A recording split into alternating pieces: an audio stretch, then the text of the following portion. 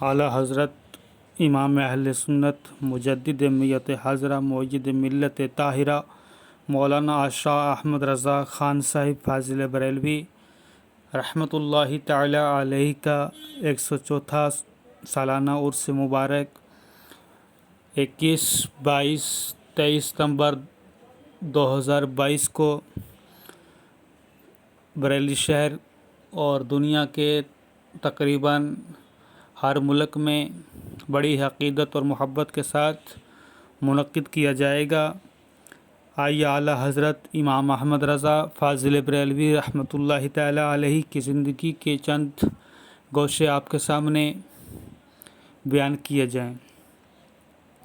اعلیٰ حضرت امام احمد رضا کی پیدائش شہر بریلی شریف کے جسولی محلہ میں ہوئی۔ اعلیٰ حضرت امام احمد رضا کی پیدائش کی تاریخ 10 شوال المکرم 1272 ہجری باروز سوموار بوقت ظہر بمطابق 14 جون 1856 عیسوی موافق 11 جیٹھ 1913 سنبت کو ہوئی۔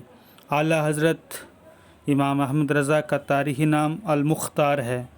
اعلیٰ حضرت نے اپنا سن ولادت اس آیت کریمہ سے استخراج فرمایا، اولئک کتب فی قلوبہم الایمان وایدہم بروح منہ 1272 ہجری۔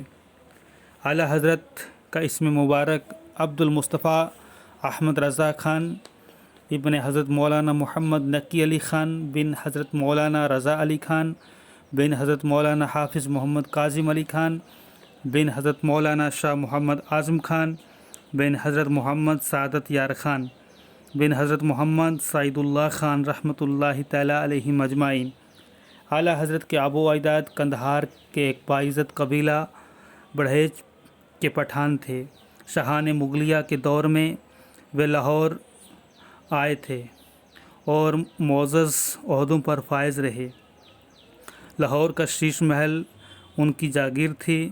جناب محمد سعید اللہ خان صاحب 6000 عہدہ پر فائز تھے۔ شجاعت جنگ کا انہیں خطاب ملا ہوا تھا۔ ان کے صاحبزادہ جناب سعادت یار خان صاحب سلطنت کی طرف سے ایک مہم سر کرنے کے لیے بریلی شریف روہیل کھنڈ بھیجے گئے۔ فتح یابی پر انہوں نے بریلی شریف کو اپنا مسکن بنا لیا۔ سعادت یار خان صاحب کے 3 صاحبزادے تھے، اعظم خان، معظم خان، مکرم خان، جو بڑے بڑے مناصب جلیلہ پر فائز تھے۔ اعظم خان صاحب بریلی شریف تشریف لے آئے اور مبتل اللہ ہو کر زہد خالص اور ترک دنیا اختیار فرمائی۔ ان کا مزار محلہ ممارہ بریلی شریف میں ہے۔ اعلیٰ حضرت امام احمد رضا بن مولانا نقی علی خان بن مولوی رضا علی خان موطن بریلی شریف نے بتاریخ 10 شوال المکرم باروز سوموار 1272 ہجری بمطابق 14 جون 1856 عیسوی میں دنیا میں قدم رکھا۔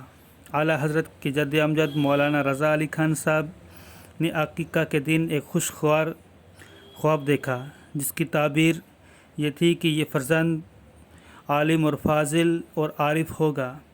4 سال کی ننھی سی عمر شریف میں اعلیٰ حضرت امام احمد رضا نے قرآن شریف ناظرہ ختم کیا اور 1278 ہجری 6 سال کی عمر میں ماہ مبارک ربیع الاول شریف میں ممبر شریف پر میلاد النبی صلی اللہ علیہ وسلم کے موضوع پر ایک بہترین خطاب کیا، جس مجمع میں ہزاروں کی تعداد میں لوگ موجود تھے۔ 1280 ہجری 8 سال کی عمر میں ہدایت النحو کی شرح لکھی۔ 1282 ہجری بمطابق 1866 عیسوی کو اصول فقہ کی بلند مرتبت کتاب مسلم ثبوت پر حاشیہ لکھا۔ اس وقت اعلیٰ حضرت امام احمد رضا کی عمر 10 سال تھی اور 1286 ہجری بمطابق 1800 عیسوی کو مروجہ علوم عقلیہ اور نقلیہ کی تعلیم سے فراغت پائی، دستار فضیلت سے نوازا گیا۔ اس وقت اعلیٰ حضرت امام احمد رضا کی عمر 14 سال سے کچھ کم تھی۔ 14 شعبان المعظم 1286 ہجری 1869 عیسوی میں دارالافتاء بریلی میں مسند افتاء کی ذمہ داری سونپی گئی، جس کو آخری دم تک ایسا نبھایا کہ شاید و باید کسی نے ایسی ذمہ داری نبھائی ہو۔ ربیع الاول 1294 ہجری کو اعلیٰ حضرت امام احمد رضا فاضل بریلوی اپنے والد گرامی حضرت مولانا نقی علی خان رضی اللہ تعالیٰ عنہ کے ساتھ محررہ مطہرہ میں حضرت سیدنا شاہ آل رسول احمد قدس سرہ العزیز کے دستے حق پرست پر بیعت ہوئے۔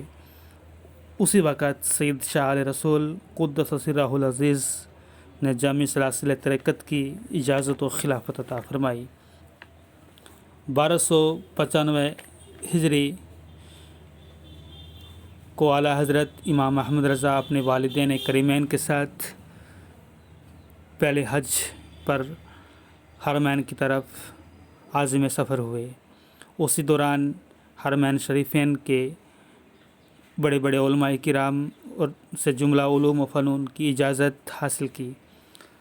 حرمین شریفین کے علماء نے ضیاء الدین احمد کے عظیم لقب سے نوازا، اور یہ ایسا عطیہ ربانی تھا کہ جس کا اعلیٰ حضرت امام احمد رضا کی زندگی میں اس کا اظہار ہوتا تھا۔